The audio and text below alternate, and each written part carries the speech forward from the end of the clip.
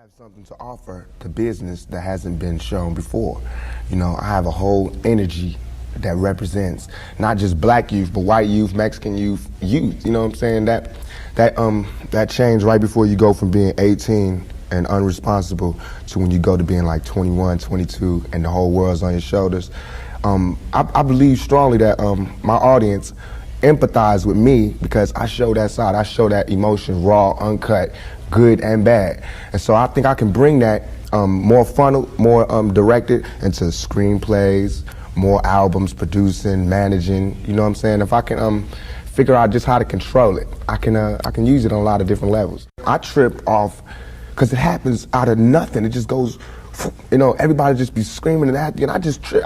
I get uncomfortable, and it's like similar to a deer being caught in the headlights. I just freeze, you know, and I don't know what to do.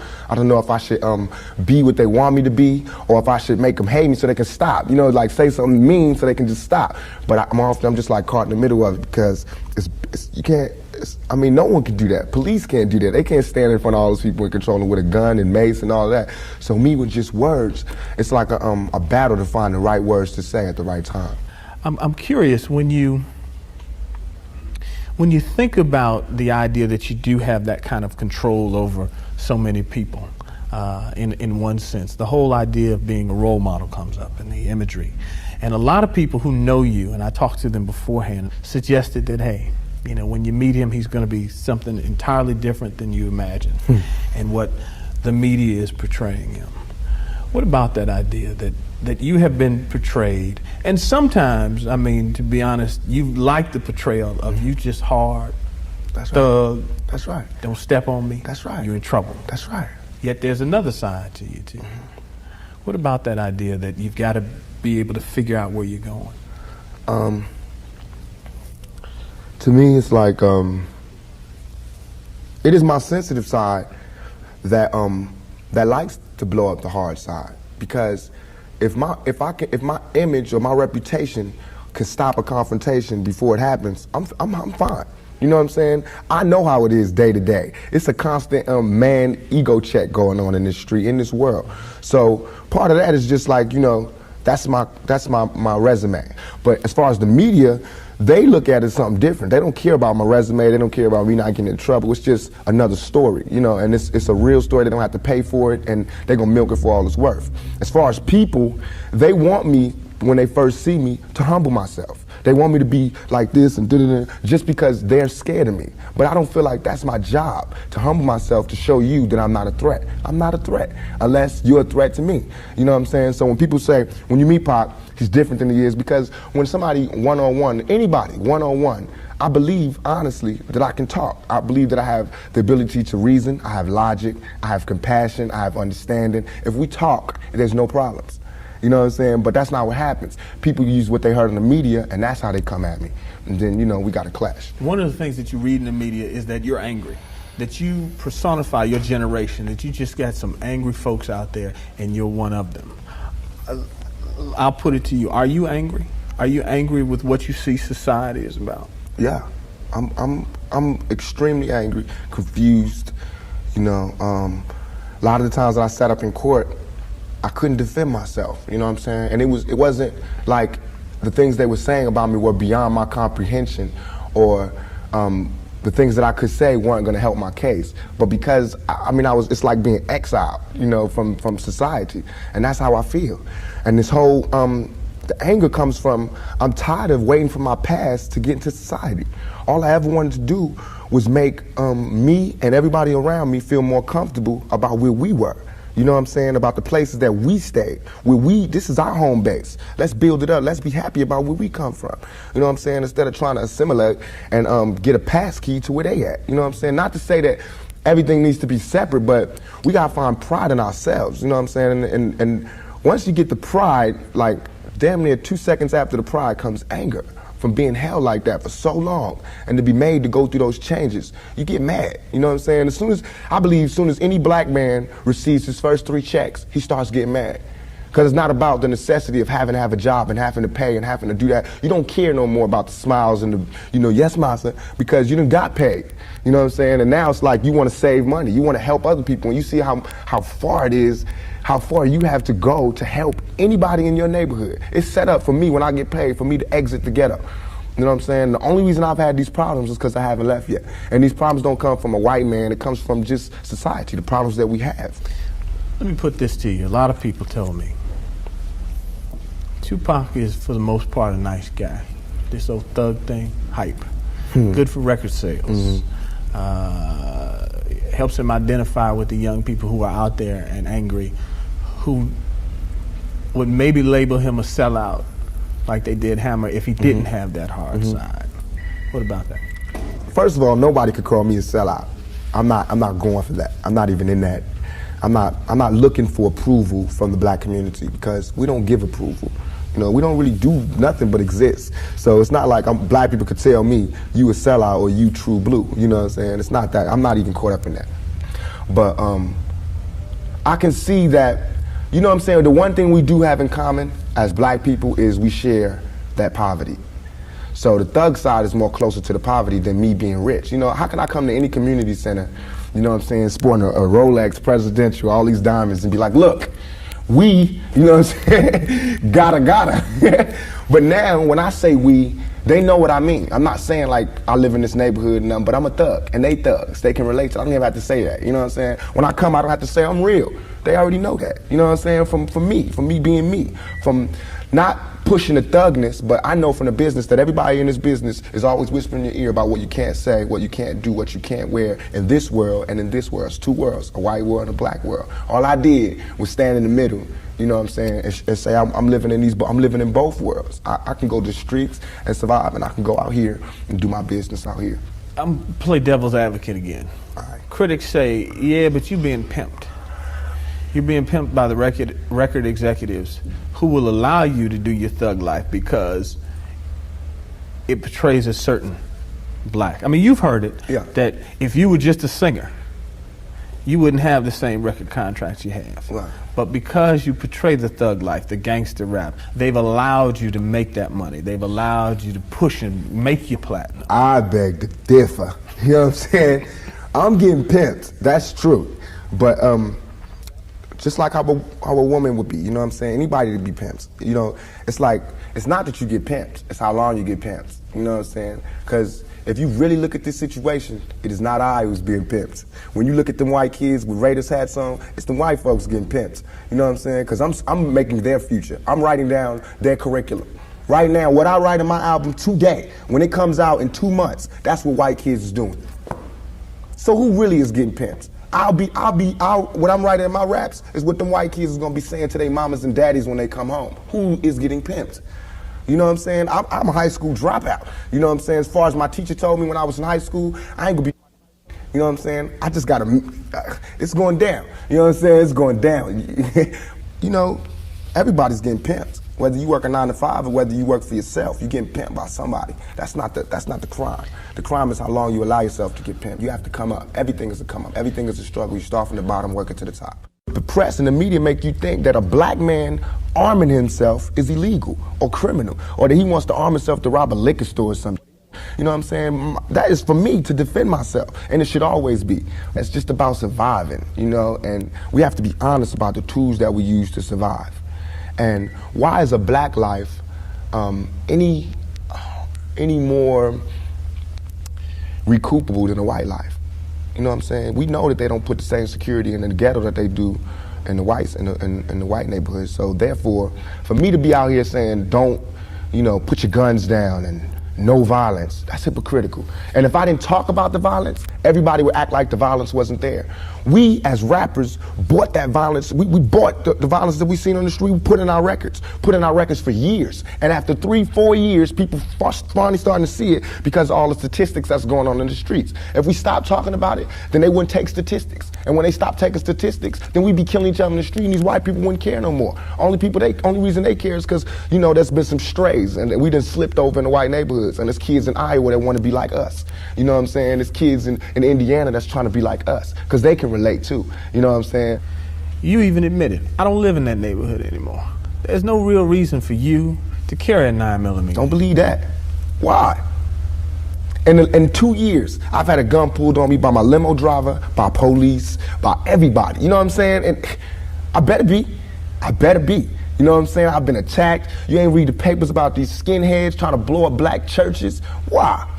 They see me as the enemy just like y'all do. You know what I'm saying? They can come to my house and sit outside my house just like anybody else can. A skinhead. And once my life is gone, it's gone. Can't nobody give it back to me. Not the judge, not the president, not the governor, not Calvin Butts, not Jesse Jackson. They can't do nothing but come to my funeral and talk pretty about how black people suffer.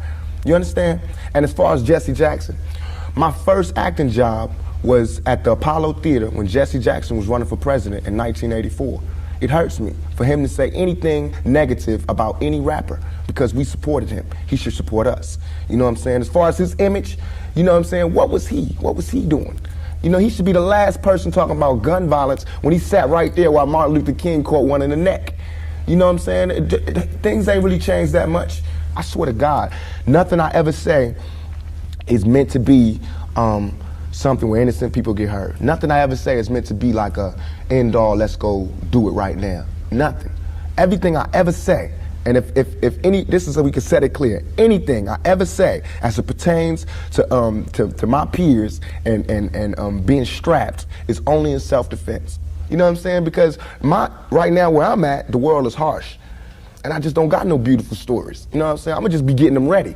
Because that's why I think I messed up. If somebody would have grabbed me, pulled me to the side and been like, look, Tupac, as soon as you step out here, they're gonna be at you. If somebody would have explained it to me, I wouldn't have took the same mistakes. But I made those mistakes. And that was my job to stop somebody else from making those same mistakes. To lay it out. To lay out the real map on the world and how it is. Everything I'm saying is a warning, is a plea for help. If everybody is so goddamn worried about me, why ain't nobody came to help me? You know what I'm saying? I never wanted to be no star. This ain't my job. I don't care if everybody don't cheer for me. You know what I'm saying? If you're not cheering for me for what I'm doing, don't cheer for me. Don't cheer because you think I'm cute. You know what I'm saying? Screw that. Cheer for me for what I'm doing, for what I stand for. And when I go to jail, you should cheer louder. You know what I'm saying? Because I'm standing up for what I do. I'm not robbing nobody, not stealing from nobody. I never took nothing. Everything I do to represent my people. I do because I think this is what they want me to do. This is all I want to say. For all the people that doubt me, I had no record all my life. Okay? No record, no police record, until I made a record.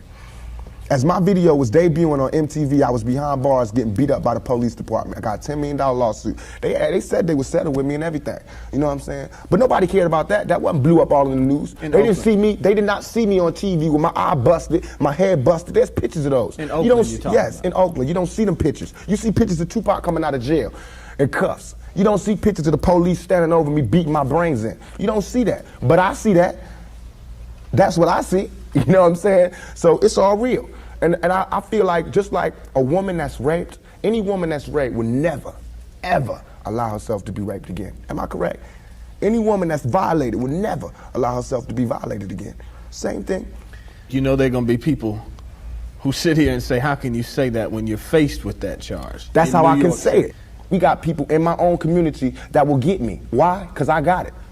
Now this girl, who I can't say her name, but if I was to say her name, 1,000 all over the world would go, I put this on everything I love, on everything I love. When I was in Atlanta, I was pulled over at the gas station. Some dudes from New York pulled over next to me and told me the girl's name.